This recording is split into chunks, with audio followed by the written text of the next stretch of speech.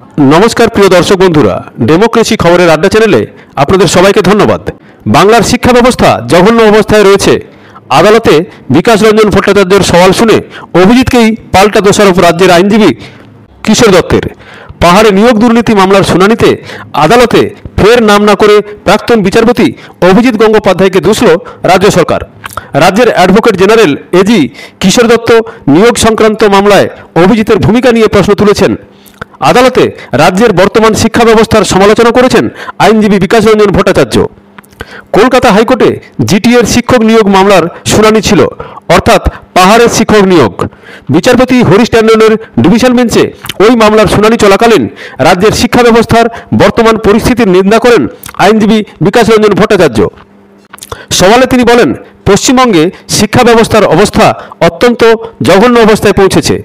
एर जवाबेई प्राक्तन विचारपति तथा बर्तमान बीजेपी नेता अभिजितेर प्रसंग टानेन किशोर दत्त। तिनि बोलेन, कोनटा जघन्य, राज्येर शिक्षा व्यवस्था नाकि एकजन विचारपति एवं तार कार्यकलाप।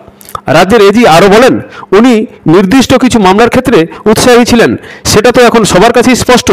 तबे आदालते अभिजितेर नाम करेननि किशोर दत्त।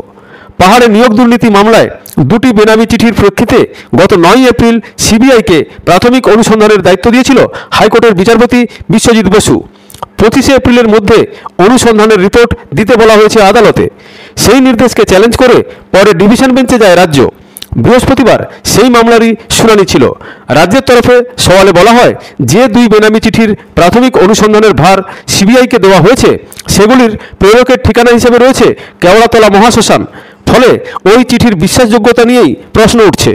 সব পক্ষের মতামত শুনে এই মামলায় নির্দেশ মুলতবি রাখে আদালত।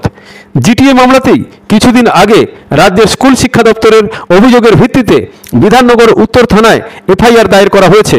সেখানে প্রাক্তন শিক্ষামন্ত্রী পার্থ চট্টোপাধ্যায়, জিটিএ নেতা বিনয় তামাং, তৃণমূলের ছাত্র পরিষদের নেতা তৃণাঙ্কুর ভট্টাচার্য সহ একাধিক নাম রয়েছে। বৃহস্পতিবার এই সংক্রান্ত মামলার শুনানি ছিল ডিভিশন বেঞ্চে।